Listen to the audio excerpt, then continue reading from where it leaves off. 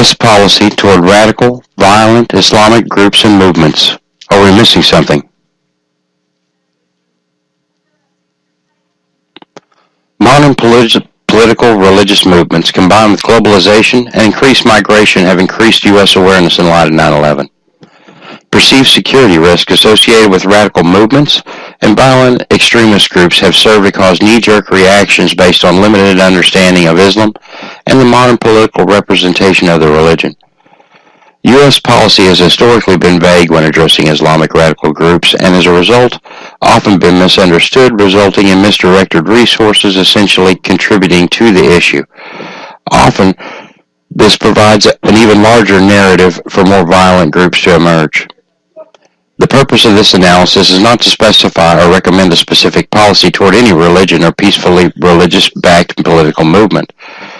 The United States policy on terror covers violent radical groups, so the argument is rather to make a clear distinguishing separation between violent acts and U.S. policy on terrorism versus U.S. perceptions on Islam to pose the question, are we missing something?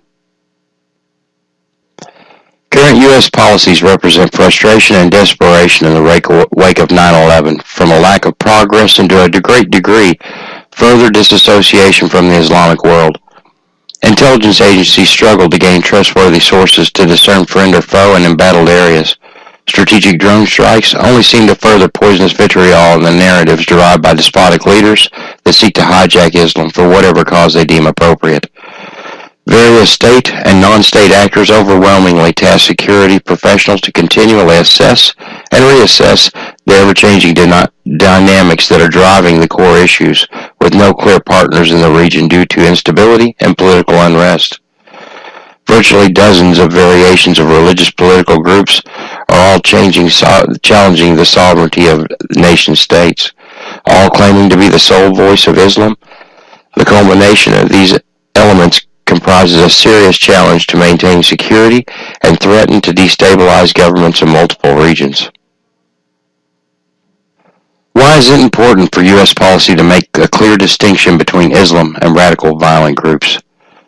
Global migration in areas primarily in Europe have increased substantially due to instability in the Middle East and Africa, representing a shift in demographics that not only exacerbates an already difficult situation and may politically have significant impact on global security, that exceedingly involves conflict in regions that were previously considered stable. The Muslim community of the Ummah is becoming increasingly an integral part of the greater world. Islamic movements and political expression are increasingly becoming frustrated with sovereignty of the nation-state and its limitations due to poor governance and representation, and have become wary of government institutions as a result. The increasingly large-scale distribution of Muslim societies due to war and conflict is resulting in formations of concentrations of Muslim communities in Europe that are particularly vulnerable, both socially and economically, making them susceptible to radicalization as purely a circumstance of their position. This could represent a significant long-term security threat to U.S. interest.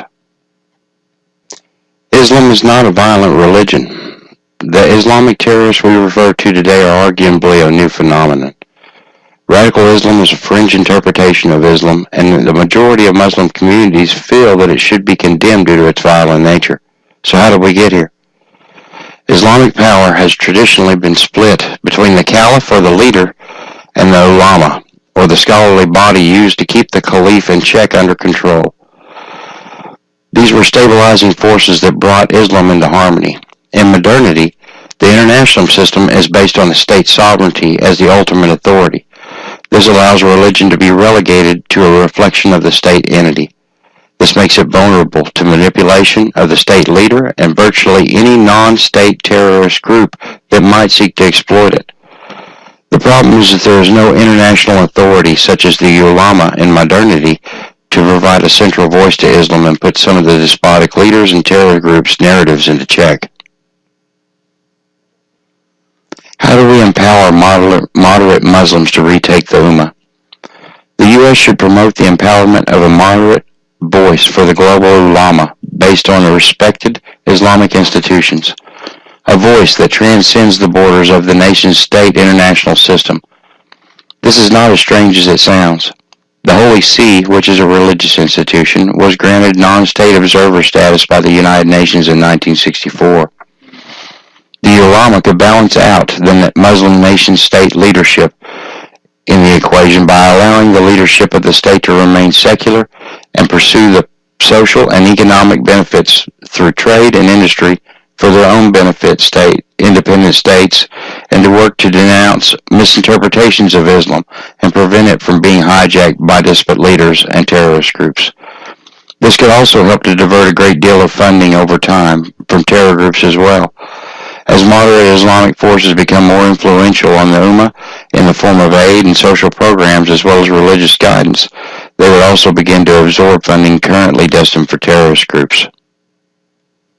Religion will continue to be a sphere of influence on politics, and global political religious movements will continue to take shape in light of issues like globalization, mass migration, economic inequality, and climate change.